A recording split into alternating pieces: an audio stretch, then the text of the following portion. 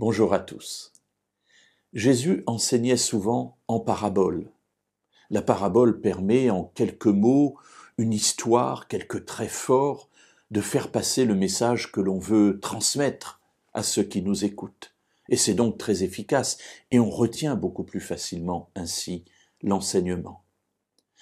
Pour parler du royaume à venir, pour parler des valeurs de ce royaume, Jésus a donc donné beaucoup de paraboles. L'une d'entre elles s'intitule « La parabole du semeur ». On la trouve dans l'Évangile selon Matthieu, notamment au chapitre 13, verset 1 et jusqu'au verset 23.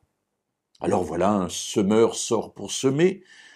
Alors il faut s'imaginer la personne comme avant, avec un pli de vêtements dans lequel il a mis la semence, et puis il pioche dedans, et il jette ainsi la semence qui part, et qui tombe ainsi, j'allais pas dire n'importe comment, mais qui tombe ainsi, on n'est pas avec une machine qui met exactement un grain tous les 10 centimètres. Bref, le semeur sort, et il sème. Et une partie de la semence tombe le long du chemin, une partie de la semence tombe dans des endroits pierreux, une partie de la semence tombe parmi les épines, et enfin une partie de la semence tombe sur la bonne terre.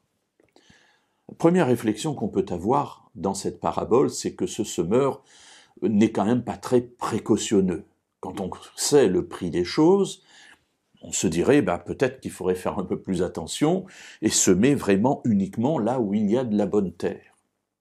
Et en fait, ce que Jésus veut enseigner, c'est qu'il y a différentes sortes de croyants. Il y a différentes sortes de personnes qui entendent la parole. La parole ici, c'est la semence.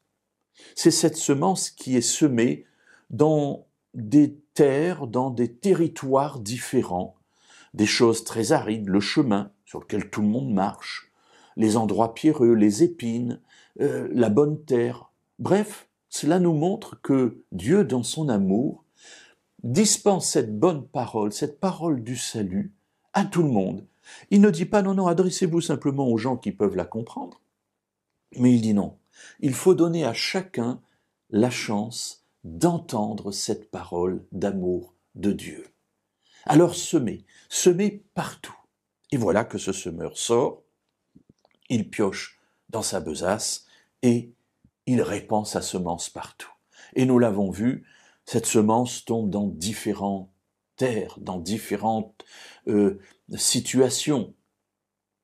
Et le reste de la parabole servira à expliquer ce qui se passe lorsque la semence tombe dans de telles situations. Et nous continuerons donc tout le long de la semaine à décortiquer, si vous me permettez l'expression, cette parabole du semeur.